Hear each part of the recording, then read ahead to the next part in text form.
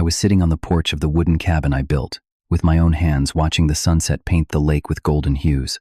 This place had become my sanctuary after the divorce, each plank and nail representing my journey toward healing.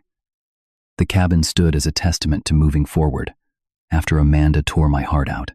As I sipped my coffee enjoying the peaceful chirping of birds, an unfamiliar car approached down the gravel driveway. My stomach dropped when I recognized who was inside.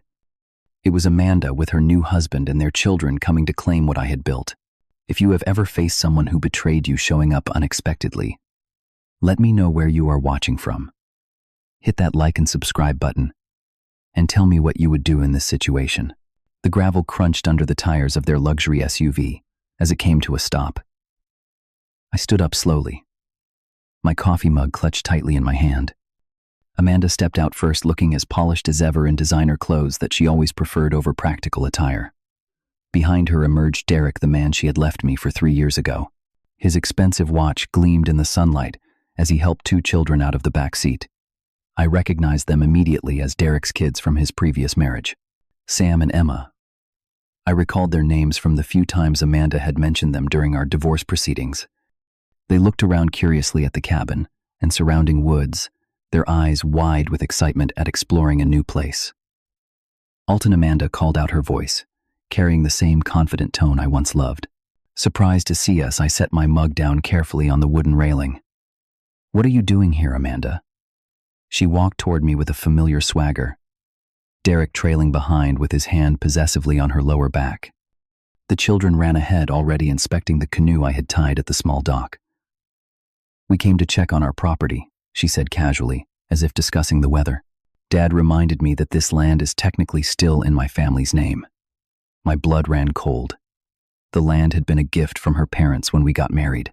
We had dreamed of building a summer home here someday, but those plans were postponed during our marriage as we focused on our careers.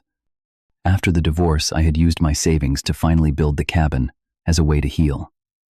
"Your family gave this land to both of us as a wedding present," I reminded her, trying to keep my voice steady. Derek stepped forward, his cologne overpowering the natural pine scent I had come to love. "Actually, according to the deed Amanda showed me, it was given to her with your name added as a courtesy. Since you two never built anything during the marriage and this was technically started after your separation," Amanda cut in her smile, not reaching her eyes. "Derek does commercial real estate development. He knows all about property laws." My mind flashed back to our divorce 3 years ago. I had discovered text messages between Amanda and Derek, who she had met at a charity fundraiser for her firm. The affair had been going on for months before I found out. When confronted, she had been cold, calculating, explaining that Derek could give her the lifestyle I never could with my modest architect's salary and focus on sustainable rather than profitable design. "I put everything into building this cabin," I said, gesturing to the structure behind me. "Every weekend, for the past 2 years, every vacation day, my blood and sweat are in these walls." I remembered the countless hours spent drawing plans that would honor the natural landscape, the weeks spent sourcing reclaimed wood to minimize environmental impact, the blisters on my hands from hammering each nail, the satisfaction of creating something beautiful from my pain. Amanda glanced dismissively at the cabin. "It is nice. Rustic, just like you always wanted." Then her expression hardened. "But it is on my family's property, and we want to use it now. You cannot just show up and claim it." I protested, my voice rising despite my efforts to stay calm. Derek stepped closer, his imposing height meant to intimidate. "Actually, we can. Amanda retained rights to the land in your divorce settlement. You can check with your lawyer if you do not remember." Amanda's smile turned cruel as she added, "You cannot do anything about it. Cry in court if you want, but we both know you cannot afford a lengthy legal battle against us." The children had returned from the dock and were now peering through the cabin windows. Emma, the older one at about 9, pressed her face against the glass to see inside. Derek called out, "Kids, come see the cabin. We will be using this summer." I looked at the excited faces of the children and knew I could not make a scene in front of them. They were innocent in this adult conflict. With a heavy heart, I gathered my keys and phone from the porch table. "I will be staying with Jack down the road tonight," I said stiffly. "We can discuss this tomorrow like adults." As I walked to my truck, I heard Amanda laugh behind me. Make sure you did not leave anything personal inside. We will be redecorating immediately."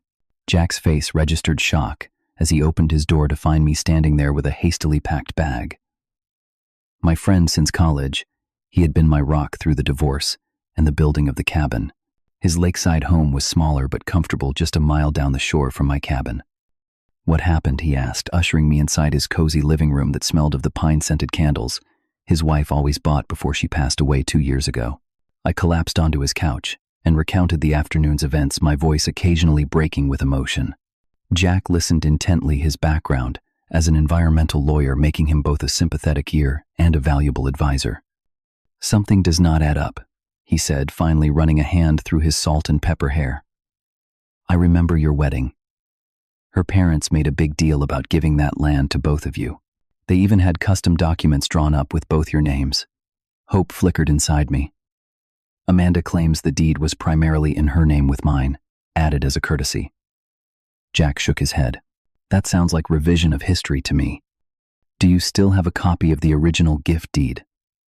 I thought back to the chaotic period after discovering Amanda's affair. In my hurry to separate our lives, I had packed documents haphazardly, maybe in my storage unit. I kept most of the important papers. "Let us look tomorrow," Jack suggested. "In the meantime, I know someone at the county recorder's office who can pull the original deed filing first thing in the morning." The next day passed in a blur of paperwork and phone calls.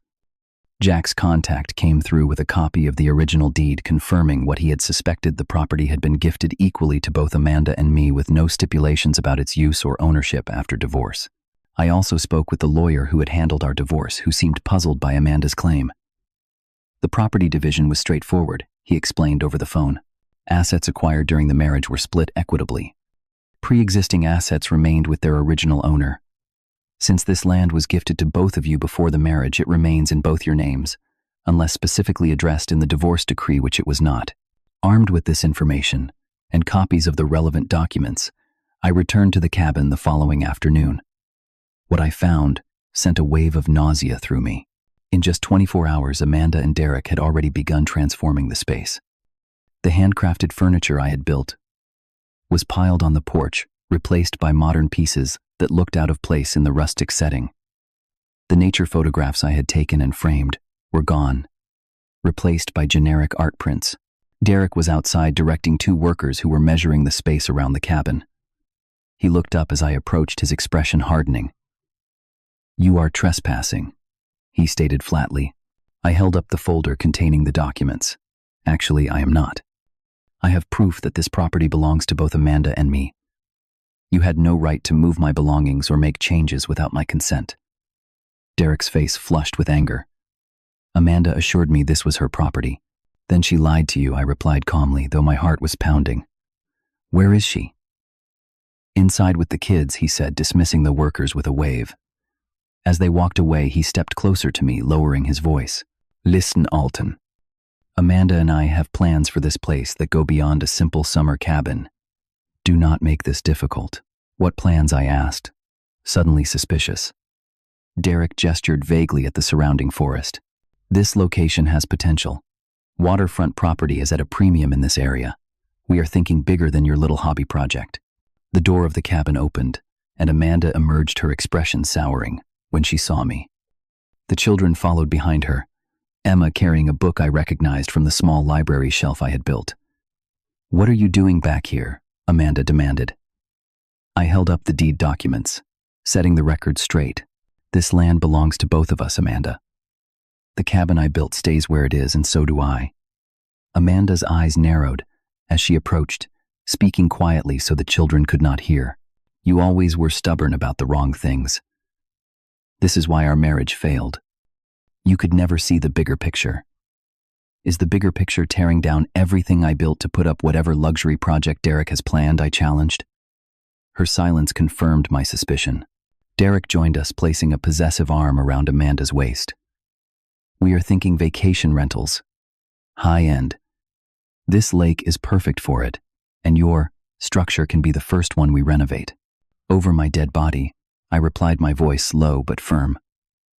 Derek's expression darkened. "Get off our property before I call the sheriff.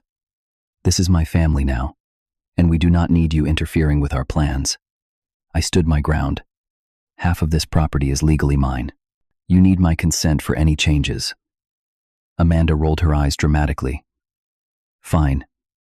We will buy you out. Name your price. It is not for sale, I stated firmly.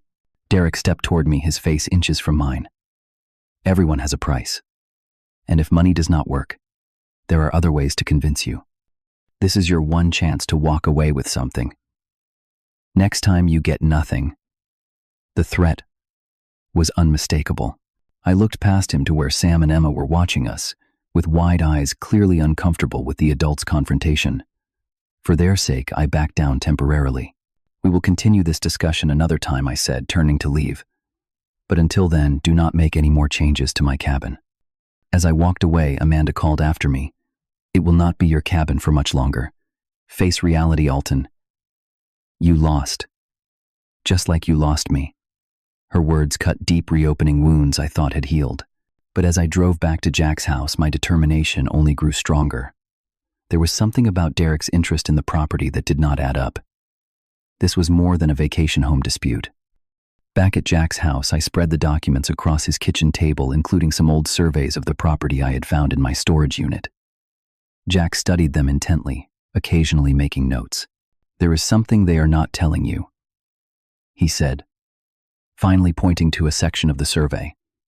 This area has been subject to mining interests before. Your land sits on a geological formation that could contain valuable minerals. My mind raced back to the early days of building the cabin. While digging the foundation, I had uncovered unusual rock formations containing what looked like semi-precious stones. At the time, I had been more concerned with preserving the natural beauty than investigating potential resources. I had carefully built around the formations, incorporating some of the interesting rocks into the fireplace design. I found some unusual stones when building, I admitted, but I never thought they might be valuable. Jack's expression turned serious. That could be what Derek is really after. He has investments in several mining operations across 3 states. I handled an environmental case against one of his subsidiaries last year. A sick feeling grew in my stomach as I remembered Derek's workers measuring outside the cabin. They were not planning renovations. They were surveying for extraction. We need to confirm what you found, Jack said, already reaching for his phone. I know a geology professor at the state university who consults on land evaluations. He can tell us if what you found has commercial value. The next day, Professor Alan Winters accompanied us back to the property. Amanda's car was gone, giving us a chance to examine the area without confrontation. The professor collected samples from around the cabin foundation and the exposed rock face behind it. After an hour of investigation, he confirmed our suspicions. This is a significant deposit of tourmaline and aquamarine. Not massive, but given the quality and color variation, I am seeing potentially quite valuable in the gem market. The formation likely extends under and around your cabin. Jack and I exchanged knowing glances. How would someone like Derek discover this, I asked. The professor packed his sample kit. Old geological surveys are public record. If he has connections in the mining industry, he could have researched potential sites in the area.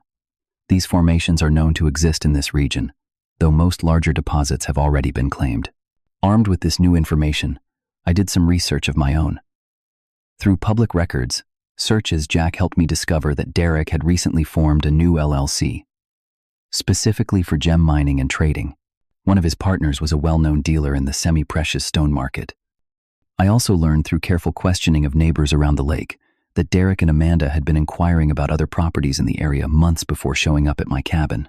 They had been systematic, focusing only on locations with similar geological features. With mounting evidence of their real intentions, I prepared for another confrontation. But when I returned to the cabin the next day, I found Derek already there, showing the property to a man in a hard hat who was taking soil samples near the water's edge. "This is private property," I called out, approaching them. "You have no right to conduct tests without my permission." Derek dismissed the man with a quick word, before turning to me with an artificial smile. "Alton, I was hoping we could talk. Amanda and the kids are in town shopping. This gives us a chance to work things out man to man." "There is nothing to work out," I replied firmly. "I know what you are really after. and it is not a vacation home. A flash of surprise crossed Derek's face before he regained his composure. I do not know what you mean. The gemstone deposits, I stated flatly. That is why you suddenly became interested in this property. That is why Amanda conveniently remembered her claim to the land. Derek's fake smile disappeared. You are more observant than Amanda gave you credit for. Yes, there is value under this land beyond the views. Value that someone with your environmental sensibilities would never capitalize on. So you convinced her to try to push me out so you could strip mine the place. Business is business, he said with a shrug. Amanda understands the opportunity. She always had a better head for profit than you did. It is why she chose me in the end. His casual cruelty reignited my anger. Does she know you plan to destroy the forest, her parents preserved for generations, tear down the cabin I built board by board, turn this peaceful lake into an industrial site? Something in my words must have hit home because Derek's Porse expression turned threatening. Listen carefully. I have invested too much in this project to let your sentimentality get in the way. Either you sell your share to us voluntarily, or things will get unpleasant. Are you threatening me? I asked, standing my ground. Derek stepped closer. I am explaining reality. Accidents happen in remote cabins all the time. Electrical fires, gas leaks. Amanda would be heartbroken to lose her childhood property to such a tragedy. The threat was unmistakable. I was about to respond when we heard a car approaching. Amanda had returned with the children. As they piled out of the car with shopping bags, I noticed how Emma's face lit up when she saw me. Despite everything, the little girl had taken a liking to me during their stay. Mr. Alton, she called out, running toward me with a book in her hands. I found a bird guide, just like the one in your cabin. Can you show me which ones live by the lake? Before I could answer, Derek interrupted. Emma, Mr. Alton was just leaving. He has some thinking to do about an important business decision. Amanda approached, her expression guarded as she assessed the tension between us. What is going on? Just explaining to Alton the opportunity we are offering him. Derek said smoothly. A generous buyout for his claim to the property. I looked directly at Amanda. Did you know Derek plans to mine the land for gemstones? Destroy the forest your parents protected for generations? A flicker of uncertainty crossed her face before she composed herself. The development plans are still being finalized. There is no development, Amanda. There is extraction. Destruction. Is that what you want? Derek cut in sharply. That is enough. Amanda and I make our decisions together. She understands value better than you ever did. Amanda's next words cut deeper than any knife could have. He is right, Alton. You never understood what I needed. You were always satisfied with less, with small dreams and moral victories instead of real success. It is why I left. Derek sees opportunities where you see trees and rocks. She moved to stand beside Derek, a united front against me. I never loved you the way I thought I should. Our marriage was a mistake from the beginning. I stayed out of comfort, not love. Derek gives me the life I always wanted. The brutal honesty left me speechless. All the years we shared, reduced to a business transaction that had failed to yield satisfactory returns for her. I noticed Sam and Emma watching us, confusion and discomfort evident on their young faces. Derek seized the moment to deliver his ultimatum. You have 24 hours to accept our offer. After that, we pursue other options, legal and otherwise. He turned to Amanda. Let us get the kids inside. I think Alton needs some time alone to make the right decision. As they walked toward the cabin, I caught Emma looking back at me, clutching her bird guide, with a troubled expression. In that moment, I knew I could not walk away. Not just for myself, but for the land, and even for those children who deserve to experience nature's beauty, rather than witness its destruction for profit. The next morning dawned clear and bright, a perfect summer day that made the lake shimmer like polished glass. I arrived at the cabin earlier than expected, accompanied by Jack and Lisa Johnston, the county environmental protection officer I had been working with secretly for months. Derek's expensive car was parked outside, but there was also an unfamiliar truck with commercial plates. As we approached, I could see Derek speaking with two men in business attire near the edge of the property, gesturing toward the rocky outcropping behind the cabin. Amanda sat on the porch supervising the children as they played near the water. Her expression darkened when she saw us approaching, especially when she noticed Lisa's official county vehicle. "What is this?" Derek demanded, breaking off his conversation to intercept us.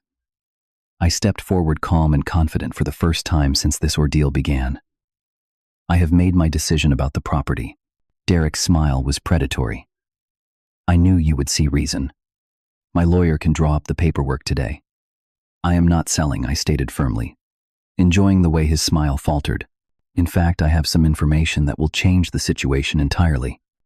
Lisa stepped forward, introducing herself officially. "Mr. Harmon, Miss Russell. I am Lisa Johnston from the County Environmental Protection Department. I need to inform you that this property has been registered under the Private Conservation Initiative as a protected habitat area as of 3 months ago." Derek's face flushed with anger. "That is impossible. Amanda owns this land." Partially, I corrected. "And as 50% owner, I have the legal right to register my portion for conservation purposes. The presence of endangered spotted salamanders and a rare orchid species on this property qualified it immediately." Jack produced a folder containing official documents. "The registration is complete and legally binding. Any mining excavation or commercial development that would disturb the habitat is prohibited under county and state law." The men Derek had been speaking with approached cautiously, clearly concerned by this new information. One of them, who I guessed was a potential investor or buyer for the gemstones, whispered something to Derek before making a hasty exit toward their truck. Amanda stood up, leaving the children by the water as she joined us. "You cannot do this without my consent," she insisted, though her voice lacked conviction. "Actually, he can," Jack explained. "As co-owner, Alton has the right to protect his interest in the property. The conservation easement affects the entire property because the ecosystem does not recognize property lines. It is a legal mechanism specifically designed to prevent exactly the kind of destruction you and Derek were planning." Derek's face contorted with rage. "You have no idea who you are dealing with. I will fight this in court. I will bury you in legal fees." Lisa remained professionally calm. "Mr. Harmon, any attempt to circumvent the conservation designation would trigger not just civil penalties but potential criminal charges for attempted environmental violations. Given that we have documentation of soil testing conducted without permits, you might want to consult with your attorney before making threats." The mention of criminal charges seemed to puncture Derek's confidence. He turned to Amanda, who looked equally shaken. I took the opportunity to reveal the final piece of my plan. The cabin is no longer just a cabin either. Over the past 6 months, I have been working with the local education board to register it as a nature education center. Starting next week, it will host its first group of elementary school students for a day program on forest ecosystem conservation. Amanda's jaw dropped. "You cannot be serious." "Very serious," I confirmed. "I have all the permits and approvals. The cabin will serve the community as an educational resource. And since half the property is legally mine, I have every right to use it this way." Derek stepped toward me menacingly, but Jack moved between us. "Physical threats would be unwise at this point, Mr. Harmon, especially in front of county officials and witnesses." For a tense moment, I thought Derek might explode with rage. Instead, he turned to Amanda and hissed, "You said this would be simple, that he was a pushover who would fold under pressure." Amanda looked between Derek and me, apparently seeing us both in a new light. "I underestimated him," she admitted quietly. I addressed them both calmly. "I am willing to buy out your half of the property, Amanda. A fair market value for undevelopable conservation land. Or we can remain co-owners with the understanding that the conservation designation is permanent." Derek grabbed Amanda's arm. "We are not selling to him. We can still fight this." Lisa interjected. "I should mention that the county has expressed interest in purchasing this land for permanent preservation. If the private conservation initiative ever ends, they would pay fair market value, but again as undevelopable conservation land." This news seemed to be the final blow to Derek's scheme. The gemstone deposit was worthless if it could not be excavated. The property was worthless to him without the potential for profit. "This is not over," Derek snarled, but the defeat in his voice was evident. As they argued in hushed, angry whispers, I noticed Sam and Emma watching us from near the lake. Emma held up her bird guide, and pointed to a blue jay perched in a nearby pine. Despite everything, I smiled and nodded to her, acknowledging her discovery. The next hour passed in a blur of tense negotiations and legal discussions. In the end, Amanda agreed to sell her share of the property to me for a fair price, realizing that Derek's interest in her would likely wane along with the property's development potential. She seemed almost relieved when signing the transfer documents Jack had quickly prepared. As they packed their belongings, I overheard Emma asking if they could come back sometime to see the birds. Derek's dismissive response made my decision to transform the cabin even more meaningful. This place would now be open to all children who wanted to learn about and appreciate nature. By sunset, Amanda, Derek, and the children were gone. I stood on the porch of my cabin, now fully mine in every sense. The lake reflected the oranges and purples of the setting sun, and in the distance, I could hear the call of a loon echoing across the water. Lisa joined me on the porch, having stayed to discuss the educational programs we would implement. "You know," she said thoughtfully, "when you first came to me with the idea of designating this place as a conservation area, I thought you were just trying to protect your home. But it has become something much more important." I nodded, watching a pair of wood ducks glide across the lake's surface. Sometimes the best way to heal from loss is to create something that helps others. This place saved me after my divorce. Now it can help save a piece of nature for future generations. Lisa smiled, her enthusiasm for environmental education evident. The first school group arrives next Tuesday. 23rd graders eager to learn about forest ecology. I will be ready, I promised, feeling a sense of purpose and peace that had eluded me for years. As Lisa left for the evening, I remained on the porch, reflecting on the journey that had brought me here. The cabin stood solid and welcoming, no longer just a refuge from pain, but a gateway to new possibilities. In trying to reclaim my past, Amanda and Derek had inadvertently helped me secure a more meaningful future. Have you ever had someone try to take something precious from you, only to find yourself creating something even more valuable in response? I would love to hear your stories in the comments below. If this tale of turning betrayal into something positive resonated with you, please give it a like and subscribe for more stories of resilience and renewal. Share this with someone who might need encouragement to transform their own painful experience into purpose. Thank you for joining me today. And remember, sometimes what looks like an ending can become the most beautiful beginning.